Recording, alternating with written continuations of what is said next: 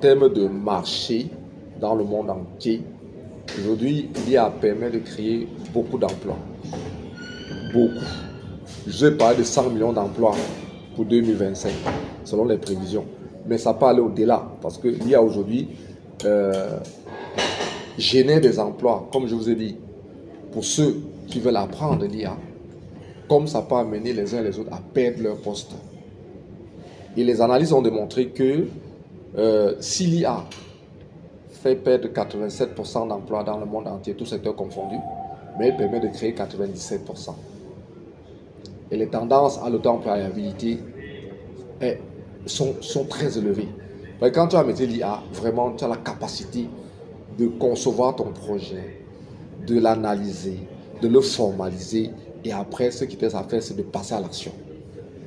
Et sur ce plan, je vous dirais que l'IA ne peut pas remplacer l'humain. Les gens ont peur. Ils se disent, ah non, l'IA va nous remplacer, l'IA va nous remplacer. Non.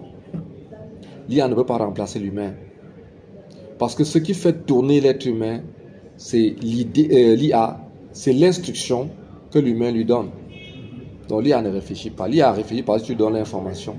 L'IA réfléchit parce que tu lui demandes des instructions. Donc il ne peut pas remplacer ta capacité à réfléchir. Donc il ne remplacera pas l'humain. Ça, c'est d'un. De deux, l'IA n'est pas sur le terrain pour l'action. Pour qu'il aille sur le terrain pour l'action, il faut le programmer. Pour qu'il fasse ça. Mais il y a des domaines sur lesquels c'est l'homme qui doit aller sur le terrain.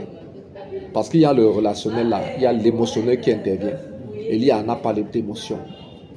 Donc, ceux qui pensent que l'IA peut remplacer l'être humain là, non.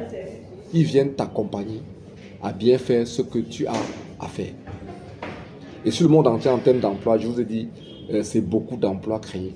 Mais aussi, c'est beaucoup d'emplois qu'on peut perdre. Maintenant, tu peux perdre un emploi dans un secteur donné et tu te reconvertis. Si tu comprends que tu dois te reconvertir, tu te reconvertis. La preuve, c'est que la semaine dernière, ici, au cours de nos formations, on a eu la présence d'une dame qui venait de perdre son emploi, sortant du microfinance. C'est pas ça, Marc. Elle était là, elle pleurait. En entrant à la formation, elle pleurait. Parce qu'elle venait de perdre son emploi. Un emploi où elle touchait environ 500 000. Elle pleurait.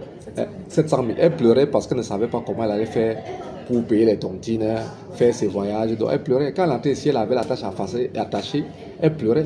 Mais après la formation, elle est sortie en rien. En descendant, elle galopait sur les escaliers, elle est partie. Et depuis, elle ne fait qu'appeler. Parce qu'elle a découvert qu'elle a perdu son emploi, c'est vrai. Mais le fait de venir à la formation lui a donné la possibilité de comprendre qu'il y a d'autres opportunités qu'elle peut développer. Et c'est ça notre formation également.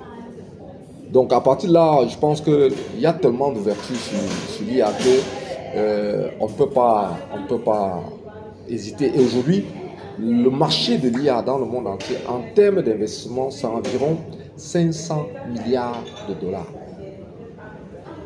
En termes d'investissement, hein, ça c'est en 2024. 2025, alors c'est en train de partir.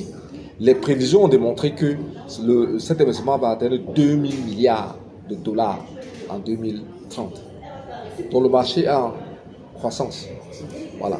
Et je vous ai dit tout à l'heure qu'à la date d'aujourd'hui, on a environ 1 million de personnes dans le monde entier qui savent utiliser l'IA. 1 million. 1 million. Non, 1 milliard. Je dis 1 milliard parce que l'Asie c'est 400 millions. L'Afrique c'est 990 millions. Donc on a 1 milliard de personnes aujourd'hui dans le monde entier qui savent comment utiliser l'IA.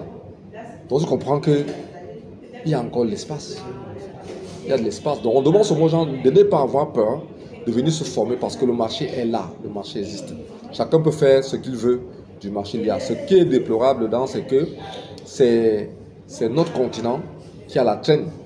Qui a la traîne parce que pour des raisons culturelles, pour des raisons sociologiques, pour des raisons financières, pour des raisons économiques, les gens préfèrent rester dans leur zone de confort et ne pas bouger avec l'IA.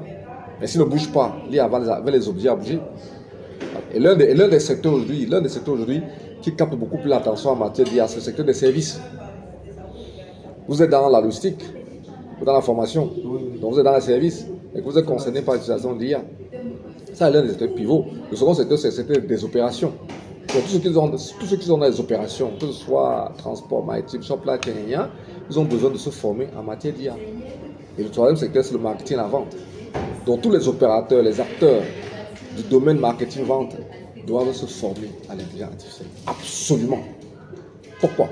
Parce que ils ont besoin de ça pour connaître les tendances des marchés, pour connaître le profil du consommateur, pour connaître les besoins du consommateur, pour adopter une stratégie de vente, pour définir un plan de communication, pour analyser tout. Ils ont besoin.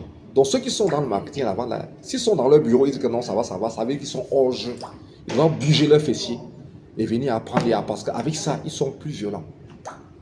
Les campagnes publicitaires, les plans de campagne, tout ça là, la recherche de produits, la recherche de noms de marques, ils ont intérêt à venir se former. C'est ça. Et l'autre secteur, c'est le secteur de recherche de développement. Donc tous ceux qui sont dans ce secteur,